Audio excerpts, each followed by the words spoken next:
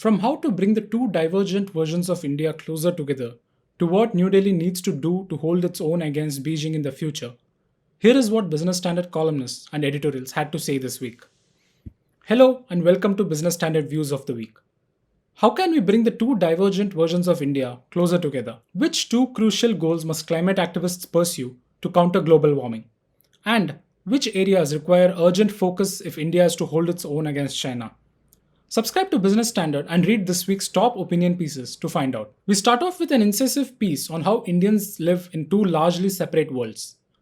The fifth National Family Health Survey's findings make it clear yet again that there are indeed two Indias, as the comedian Veer Das has said in his own way.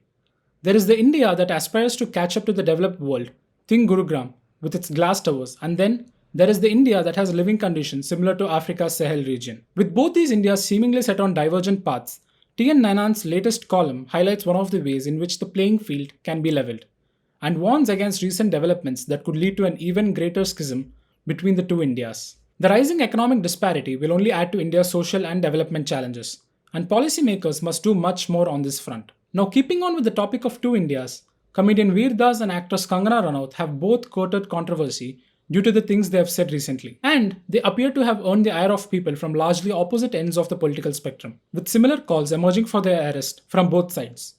In the process, the underlying principles of freedom of speech have been ignored. So in his column, Veer Sanghvi reminds the reader of some important things about free speech that should in fact be self-evident.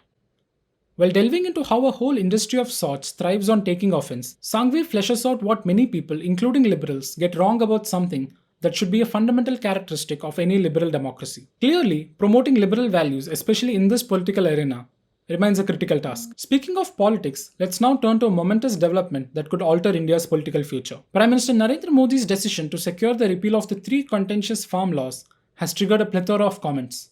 However, not enough attention has been paid to the changes in the Indian polity and its political economy that could have led to this decision. With that in mind, A.K. Bhattacharya's latest column reveals the new political paradigm that is evidenced by the repeal of the farm laws.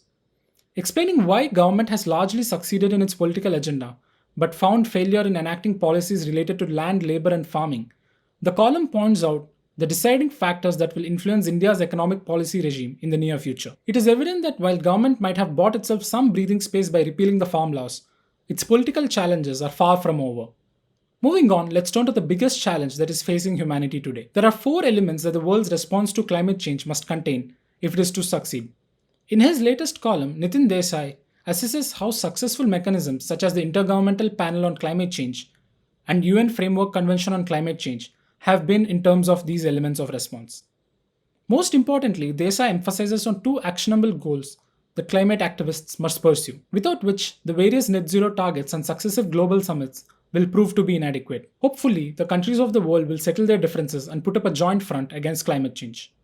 Sticking with the theme of finding solutions to tricky problems, let's now deal with how India can settle its differences with China while avoiding conflict. Heightened tension along the borders and in other spheres, with a belligerent and assertive China, are parts of the geopolitical reality that Indian policymakers will have to live with for years to come. Under such circumstances, how should the government formulate its foreign policy?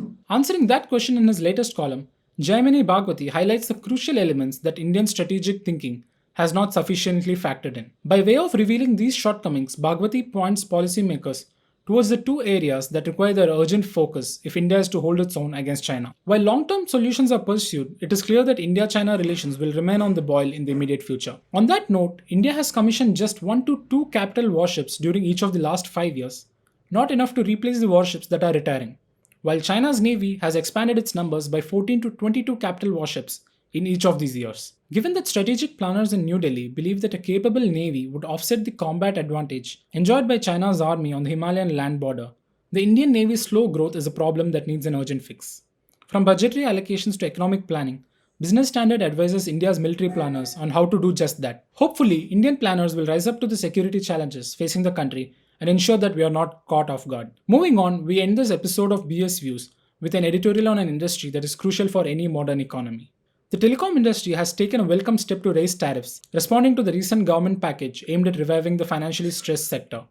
But more needs to be done if this industry, which has a huge multiplier effect across the economy, is to prosper. With that in mind, Business Standard prescribes what both the telcos and the government must do next to put the house in order on various fronts.